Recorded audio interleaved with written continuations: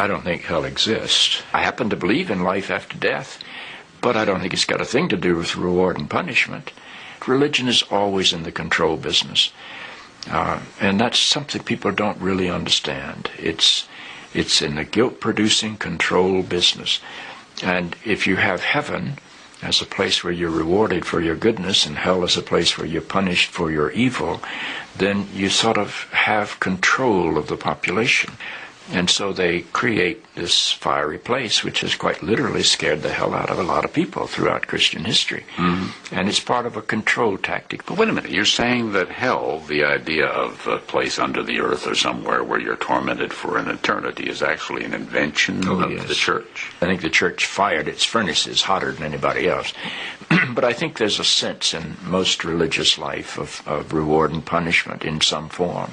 The church doesn't like for people to grow up, because you can't control grown-ups. That's why we talk about being born again. When you're born again, you're still a child.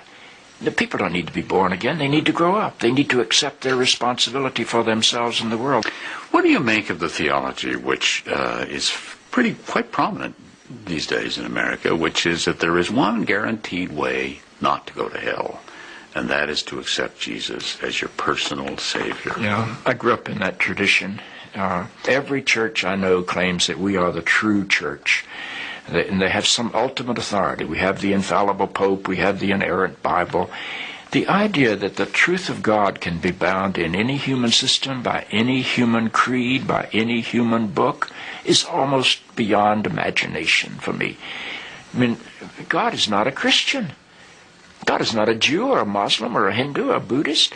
All of those are human systems which human beings have created to try to help us walk into the mystery of God. I honor my tradition. I walk through my tradition. But I don't believe my tradition defines God. I think it only points me to God. You and I are emerging people, not fallen people. Our problem is not that we are born in sin.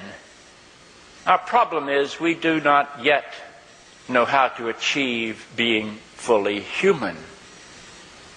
The function of the Christ is not to rescue the sinners, but to empower you and to call you to be more deeply and fully human than you've ever realized there was the potential within you to be.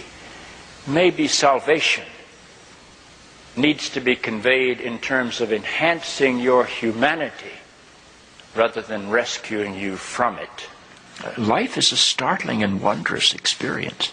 And eventually, I think we're going to discover that God is unfolding through the life of our consciousness and our self-consciousness, and is not a parent figure up in the sky. But I believe because I'm related to something that is not bound by time and space, that I will share in whatever God's eternity is.